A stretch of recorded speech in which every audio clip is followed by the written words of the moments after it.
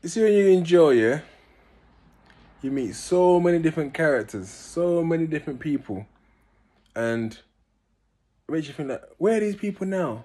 Like, what are they doing now? And especially your cellmates.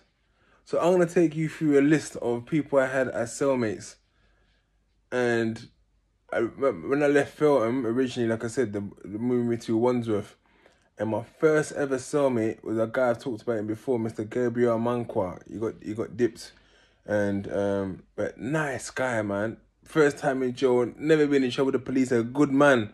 He's the nastiest farts and that, but proper nice guy. And I used to feel sorry for him because like he was sort of in the country, his missus was in the country, he was working to get his children over here, and then boom, he got wrapped up over something that didn't had nothing to do with him because he didn't have papers. He got arrested, and I always think that what is he doing right now? Cause I know he got deported, and like where's his wife? Did he reconcile with his wife and his children? And they're all back together, and yeah, I think he must have been like, this is 2007, that's 13 years ago. So he was in his 40s then. So he could be pushing up to his 60s right now. So Mr. Manko, wherever you are, yeah, he was Ghanaian, man, yeah, big up yourself. After I left my man, I moved downstairs to the ones with X Marvin Sparman. We call him X. Tall brother, my man. I swear he was nearly 7 foot. I don't know. But like proper cool guy. He took me in because like he was slightly older than me, but I was one of the youngest people in Wandsworth at the time. And and obviously I was banged up with him.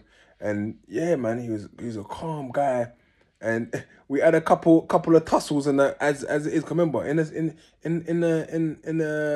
prison cell, you're in this small space, and I think I spoke about it before. Like we argued over a music or something, over a CD or something, and then I remember he went and rubbed he rubbed the phone. Yeah, I was the lookout at the time. He rubbed the phone and I was the lookout. And then well no wait, then that we had that phone to use. So what would normally happen was that he would use the phone first. After he finishes talking to whoever he's talking, then I have the phone, and then more times like yeah, I was then we'll put the phone back away. But he was a cool guy. I don't know where he is right now.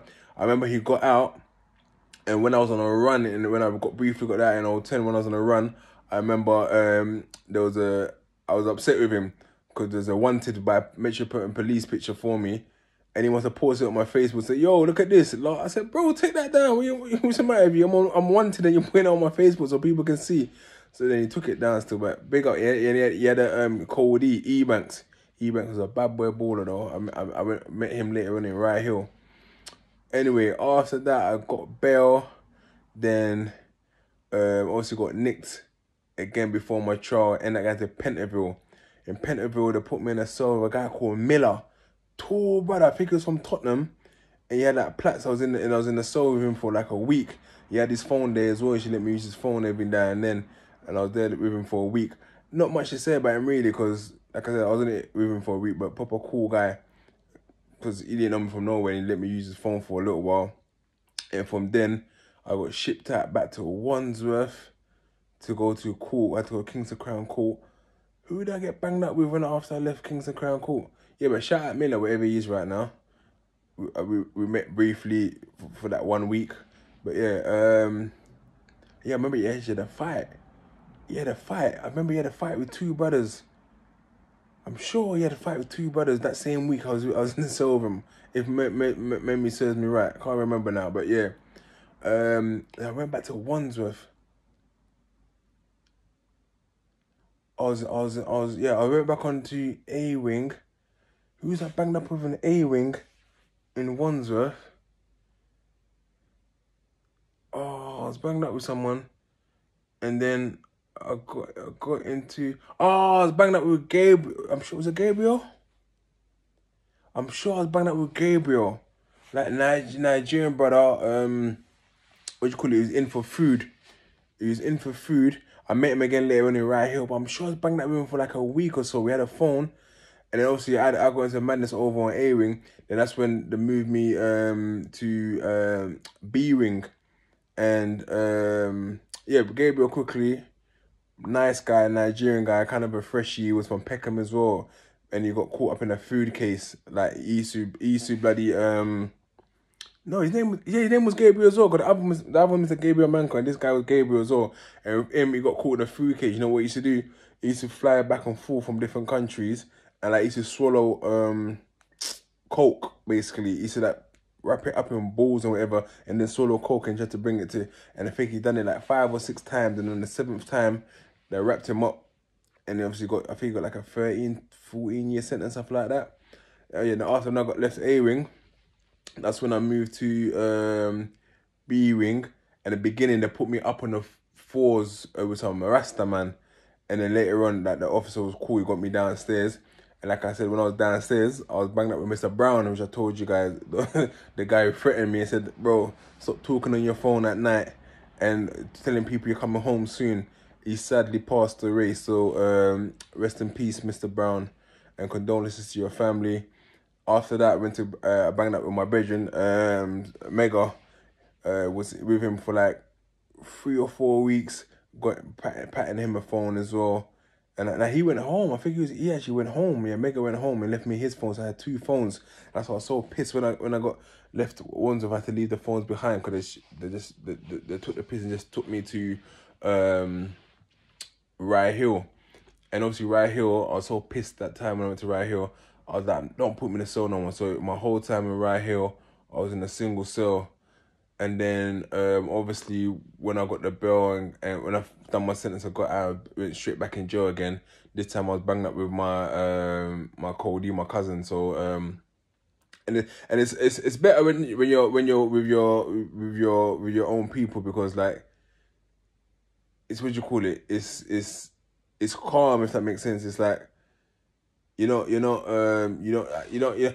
each other's habits, kind of thing. You know what the sort of things you guys are gonna watch. You know, you grown up with someone already, so you know like their farts and stuff. You're used to it, sort of thing. So like we used to play Ludo all the time. We used to play Ludo all the time. We used to have competitions and be silly with it as well. Then after that, I don't know what happened. I think something happened. I think either he got moved or I got moved. But then I banged up with my my brethren Chris from Hackney. Meaning I'm still cool now, man. Proper cool guy. He was on a food case, and yeah, I got a lot of time for Chris, man. Proper calm. You never know what he's really about. Very mysterious guy, but very, what's the word? A very kind of like calm. You know when someone's got a good aura. He got a very good aura. So he's someone that I'm still in contact with today. We still call each other every now and then. Then after that, yeah, we went to Belmarsh. So got shipped out. Me and my cousin got to Belmarsh, and they put us on. First it was just me and him. Then after they put us on the house block 3. And it was in with a guy called Brissett. He said it was Brissett. This guy was the funniest guy ever. Proper cool guy. I wonder where he is right now. I liked him as well. Proper cool guy. But he used to eat the maddest. You know, someone. That's how he used to eat. So we'll be sleeping, yeah, and we'll hear him. And me and my cousin look at you and think, ah. And then the funniest thing, yeah, Mum used to tell us stories about voodoo and stuff like that, how he went and touched some sort of... I used to look at each other and feel like, raw. I remember one telling my cousin, like, yo, I'm going to come and sleep on your bunk, because Briss's bed is on that side, and me and my cousin on that side, and you tell us these mad stories about going to do voodoo and stuff like that. So imagine you're sleeping at night, yeah? You're sleeping at night, yeah? Then you just turn around, yeah? And he's not sleeping, and you catch eyes with him. I'll be like, fuck that. I'm not even trying to look at him again. So I speak to my cousin and Carl. I said, bro, what's part man on? I'll be doing all this like, well, no de Jésus. That's like in Jesus' name in French. But yeah, then what happened after that? Yeah, then I went to ISIS after that, HMP ISIS. And that's when I was banged up with Kalala. And funny enough, my cousin's surname was Kalala as well. So I went and banged up with the other Kalala. And what do you call it? Storms, Carl Kalala from Woolwich. I always big at this brother because, like I said, obviously. And the funny thing is, our birthday is actually on the same day. He's a year younger than me, but our birthday's on the same day. And what do you call it? Obviously, we're both from Congo as well. And yeah, man, proper cool guy. We banged up each other for a little while, but then I moved still Obviously, my man's a smoker, innit? And I don't smoke, so the smoking used to get to me sometimes. Cause you know when you're not a smoker, but proper cool guy. And he's the one brother when I went to go and do the madness over on A Ring. He followed me. He didn't need to, and he backed the beef, even though he got something into madness himself because of that as well. So I always rate him for that, man. And I still chat to him. He came and bought trouble for me not too long ago as well. After that, where'd I go? Yeah, they come and arrest me again, didn't they? While I was in jail. You know, I was so pissed. They come and arrested me, took me to Plumstead police station. I told you guys in the other story, innit? Anyway, after that one, the move us to Brixton. So at this point, my other my cousin Cody was already elsewhere. I think he got shipped out to somewhere else. But then they got arrested both of us again, and then end up in Brixton. So he was my cellmate in Brixton again. Then after Brixton, I got sent to Thameside. Thameside was calm. Because single cell, it was live in the sense that you got single cell. Remember we had the what you call it, the Freeview TVs. I remember one time there's an uncle gone in there. The uncle like said, "Oh, can you help me with this?" My man was watching Babe Station because the channel that first come on was Babe Station. So overnight he must have been watching that. But yeah, I had no cellmate there. But then they took the piss. They sent me back to Belmarsh again. When I was in Belmarsh again, this time I banged up with two other brothers again. One of them was Oscar, who I'm still cool with now. And when I came up with the name Big Ego Media, I was with him. But I'll get to that. But yeah, it was in Belmarsh. It was me, him, and another brother. I'm pretty sure his name was David. He got lifed off. He was from Peckham. He got a 24-year sentence. And he's the guy that I talk about when banged up with lifers, when we would want to go to sleep and you still want to be active and so on. And yeah, I hope he's doing well, because he had 24 years to do at the time. I think this was 2012. I think at that point he probably had, so that's 8 years ago. So he had 24 years, so he's still got 16 years to do, but at least the time is going down a little bit, and hopefully he's rehabilitating himself. I remember I got either a letter, message from him like a few years back as well. And then then Oscar, he's a father now. He's come out of jail. He's working. He's actually acting in my series as well at one point, but obviously because of work and having a baby, couldn't commit to it as well. Proper cool guy, proper humble guy, and I'm still in touch with him all the time as well. After that, they took the piss. They sent us to Camp Hill on the Isle of Wight. Imagine the Isle of Wight. I didn't even bother with visits. Like, what's the point? Like especially African parents, they say Isle of where? We'll go follow you where? Isle of Wight. Nah. So I was banged up with my cousin over there again. No, not even. It's single cell. It was single cells. Now yeah, you start off in the double cell and then you get single cell in Camp Hill, if I remember. But then they closed down that jail. They closed it down and then sent me to Higher Down. And in Higher Down, I can't remember all the people I was banged up with. Like it was at the beginning, like there was a couple of different people I was banged up with, and after that they moved me to Alsbrook 5 straight away, where it was the enhanced wing, where I was in single cell. So I don't think I had any. Oh no! Tell a lie. Then yeah, I did have cellmates in Higher Down. After I got single cell, after I kept on getting in trouble in that jail because of various things, they moved me to different wings again. And then I was banged up with actually Bugsy, old school brother from Peckham. And like, he used to tell me mad stories, man. I proper got time for him, man. I've seen him a couple of times as well, in Woolwich. And he's all working and everything like that as well. And he always told me like to keep up with what I'm doing, him and his Cody. And I met his Cody later on in Rochester. But big up Bugsy, man. Yeah, I think I was banged up with him for like 3 weeks or so before I think he got released at the time. No, he didn't get released because we both went to... Oh, did he get released from there? I can't remember now. No, he got his DCAT. He got his DCAT and ended up going to some next place. I remember he got his DCAT. Yeah. And then after Higher Down, ended up going to Rochester. And in Rochester, I was single cell. Yeah, Rochester was single cell.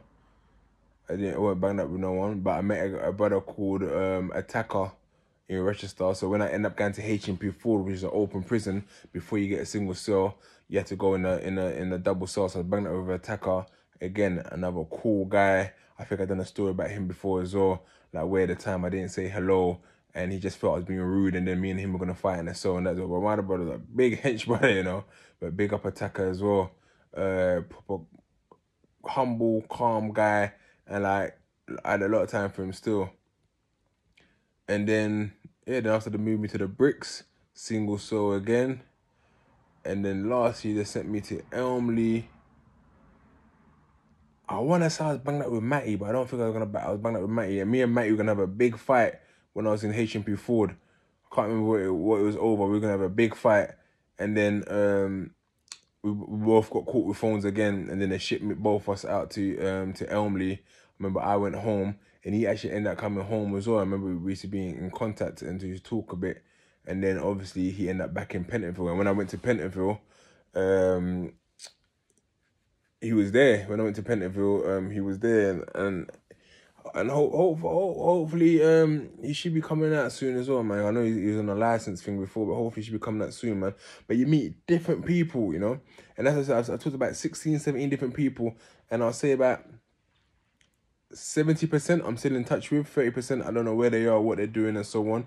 But just through that, you build a network. You build a network of people, and then it's like someone knows you from different ends. So now all these people from different ends. So someone said, "Oh, you was banged up with my cousin. You was banged up with my brother," and that's how you build your network. That's how different people start knowing about you, and that's how I guess some people get free passes in different areas. Because, oh no, my man's cool. I know him. I was a Joe over, and then it also saves a lot of people. You know, it saves a lot of people. Like even that. I remember I told you the issue I had in HMP ISIS, like.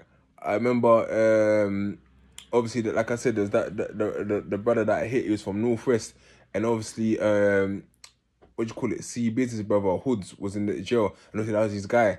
So he come to sort of like to back his brethren and to say like, "Yo, what's going on there?" And funnily enough, my Cody was their brethren as well, and my other brother, brethren Rumble, was also there, and he's from their end as well. So sometimes knowing people, mutual people, can actually stop beefs. And because my Cody was there, brethren, and then I knew Rumble as well, and then obviously me and the other brother had a menace, but he was what do you call it, CB's brother's friend as well. So but in the end it all kind of got like, yeah, just all kind of got deaded off. But it just shows that sometimes knowing people from jail also allows you to sort of build friendships and connections elsewhere that allows you to be safe as well. Anyway, it's like 3 o'clock in the morning. I was just bored, and I thought, you know what? Let me do a story about my cellmates.